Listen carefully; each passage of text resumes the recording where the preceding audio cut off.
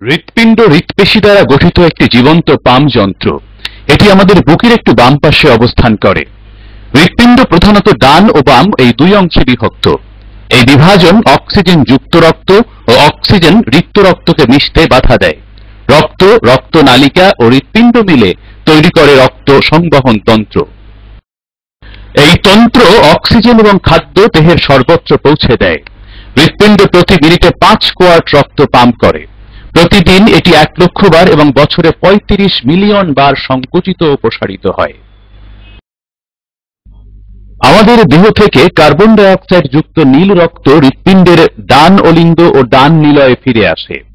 পরবর্তীতে হৃৎপিণ্ড এই রক্ত পালমোনারি ধমনীর মাধ্যমে ফুসফুসে পাঠায়। ফুসফুস এই রক্ত থেকে কার্বন ডাই অক্সাইড বের করে দেয় এবং এর সাথে অক্সিজেন যুক্ত করে। অক্সিজেন যুক্ত লাল রক্ত এরপর বাম অলিন্দ ও বাম নিলয়ে প্রবেশ করে। হৃৎপিণ্ড এই রক্ত মহাধমনীর মাধ্যমে দেহের সর্বত্র পৌঁছে দেয়। আমাদের হৃৎপিণ্ডের 4টি বাল্ব রক্তকে নির্দিষ্ট পথে চলতে সাহায্য করে। এই বাল্বগুলো হল ট্রাইকাসপিড, মাইট্রিয়াল, পালমোনারি ও আওর্টিক বাল্ব। এগুলো শুধুমাত্র এক দিকে খোলে। এই বাল্বগুলোর খোলা এবং বন্ধ হওয়ার শব্দই হল হৃদস্পন্দন। হৃদস্পন্দন সিস্টোল এবং ডায়াস্টোলের সমন্বয়ে গঠিত। হৃৎপিণ্ডের সংকোচনকে বলা হয় সিস্টোল এবং প্রসারণকে বলা হয় ডায়াস্টোল।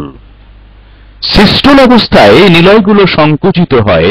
এর ফলে রক্ত ডান নিলয় থেকে ফুসফুসে এবং বাম নিলয় থেকে দেহে প্রবাহিত হয়। এরপর নিলয় দুটো প্রসারিত হয়, একে বলা হয় ডায়াস্টোল। ফলে অলিন্দ থেকে রক্ত নিলয়ে আসে। এইভাবে এই চক্র বারবার চলতে থাকে।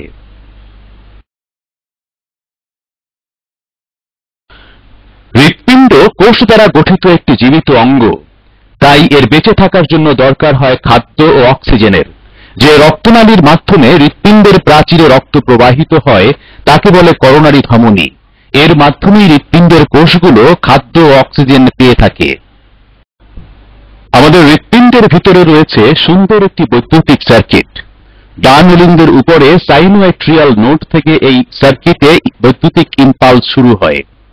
একে বলা হয় পেসমেকার। এটি প্রথমে অলিন্দ দুটোকে সংকুচিত করে। পরবর্তীতে এই ইম্পালস এট্রিওভেন্ট্রিকুলার নোড হয়ে নিলয়ে প্রবেশ করে এবং নিলয় দুটোকে সংকুচিত করে। এইভাবে এই বৈদ্যুতিক সার্কিট হৃদস্পন্দনকে নিয়ন্ত্রণ করে।